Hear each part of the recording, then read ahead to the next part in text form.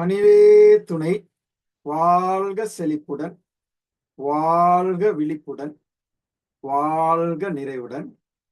ஆத்ம நண்பர்களே, ராஜரிஷி ஞானமையம் மூலமாக நடைபெறக்கூடிய இந்த வகுப்பினுடைய பெயர் தியான சிகிச்சை.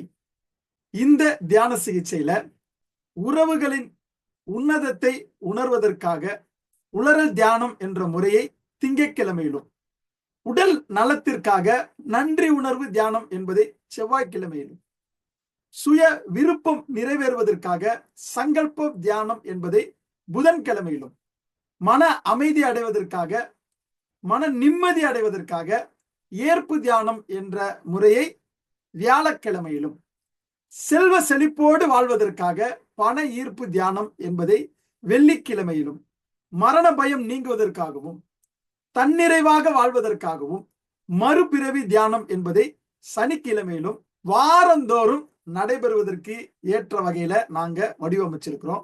இந்த தியானம் எல்லாம் இந்த 21ஆம் நூற்றாண்டுக்கான ஒவ்வொரு மனிதனும் தன்னுடைய மன அழுத்தத்திலிருந்து விடுபட்டு ஆழ்ந்த அமைதிக்கு செல்வதற்கு உதவக்கூடிய அனுபவபூர்வமான ஒரு 6 விதமான தியான யுக்திகளை ராஜரிஷி ஞான மையத்தின் மூலமாக உருவாக்கி இருக்கிறோம்.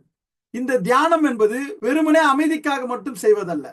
நம்முடைய மனதில் இருக்கக்கூடிய அழுக்குகளை, கசடுகளை, வெறுப்புகளை, கவலைகளை, அழுத்தங்களை, பரபரப்பு, பயம், வஞ்ச உணர்வு, நம்மளை தொந்தரவு செய்யக்கூடிய தேவையற்ற உணர்ச்சிகளை வெளியாக்கக்கூடிய ஒரு சிகிச்சை முறையாக வடிவமைக்கப்பட்டிருப்பதால இதை ஒரு சைக்கிக் ஆபரேஷன் அப்படின்னு சொல்லலாம். ஸோ அந்த மாதிரி இந்த அணுகுமுறைகள் இருக்கும். அதனால ஒரு ஐசியூல எப்படி அனுமதிக்கப்பட்டிருந்தால் ஒரு பேஷண்ட் எப்படி வேற யாரையுமே அலோ பண்ண மாட்டாங்களோ, அந்த மாதிரி நாம் ஆழ்நிலைக்கு செல்லும் பொழுது சிகிச்சை முழுமையாக முறையாக நடைபெற வேண்டுமானால் மற்றவர்கள் நம்மை இடையூறு செய்யாத அளவுக்கு ஒரு சூழ்நிலையை உண்டாக்கி கொள்ளணும்.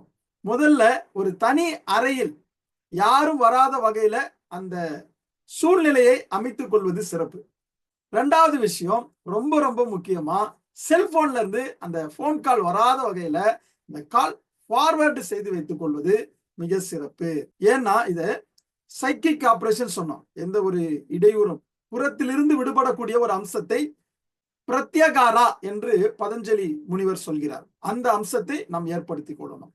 3வது விஷயம் என்னன்னா, தியான நடுவுல ஒரு தரமான ஓய்வு எடுப்பதற்கான ஒரு சூழ்நிலையை உண்டு பண்ணுவோம். அப்போ ஒரு விரிப்பு விரித்துக் கொள்வது சிறப்பு. தியானம் செய்வதற்கு முன்பாகவே இயற்கை உபாதைகளை கழித்து விடுவது சிறப்பு. தேவையான தண்ணீரை குடிச்சுக்கங்க, தண்ணி பாட்டில பக்கத்துல வச்சுக்கங்க. இந்த தியான முறைகளை செய்யும் பொழுது சில நேரங்கள்ல சளி வெளியே வரலாம், கழிவுகள் வெளியே வரலாம், கண்ணீர் வெளியே வரலாம். அதுக்கு ஏற்ற உபகரணங்களை வைத்துக் கொள்வது சிறப்பு. தியான சமயத்துல இது போல கண்களுக்கு ஒரு மறைப்பு ஏற்படுத்தி கொள்வது சிறப்பு. ஒருவேளை உங்க வீட்டுல நீங்க ஃபுல் லைட்டும் ஆஃப் பண்ணிட்டு இருட்டுல இருக்கிற மாதிரி இருந்தா இன்னும் சிறப்பு. அப்படி இல்லாவிட்டால் அந்த வெளிச்சத்தை மறைப்பதற்கு இது இருக்கும் பொழுது சிறப்பாக இருக்கும். இது எதற்காக செய்யறோம் அப்படின்னா, இருட்டு தன்மையில் இருக்கும் பொழுது மெலட்டோனின் அப்படின்ற ஹார்மோன் சுரக்கும் பொழுது ஒரு ஸ்லீப் மோடுக்கு நம்ம போவதற்கு, மூளை ஓய்வு பெறுவதற்கு இது ரொம்ப ரொம்ப உதவி செய்யும். ஸோ இப்படி இல்லாவிட்டால் நீங்க ஒரு கர்ச்சீப் கூட நீங்க என்ன பண்ணிக்கலாம், சுத்தி கட்டிக்கலாம். அழுத்தாம, கண்களை அழுத்தாமல், தேவைப்பட்டா இதை ஈரம் செய்து கொண்டு தண்ணியில ஈரம் பண்ணிட்டு ஒரு கண்ணுக்கு குளிர்ச்சி வர மாதிரி எப்படியுமே 30 நிமிஷம் நம்ம ஒரு தியான முறையை நம்ம பின்பற்றுவோம். அப்போ ஈரம் செய்து கொண்டு நம்ம கண்கள்ல அழுத்தாம கட்டி கொண்டால் கண் சோர்வு போகும். கண்ணுல வறட்சி இருக்கும் இல்லையா, செல்போன் எல்லாம் நம்ம பார்த்து நீண்ட நேரம் செல்போன், கம்ப்யூட்டர், லேப்டாப்லாம் பார்க்கறதுனால வரக்கூடிய அந்த கண்கள்ல வறட்சி தன்மைக்கு ஒரு சிறந்த நிவாரணமாக இருக்கும். அதன் பிறகு தலைவலியை குறைப்பதற்கு உதவி செய்யும்.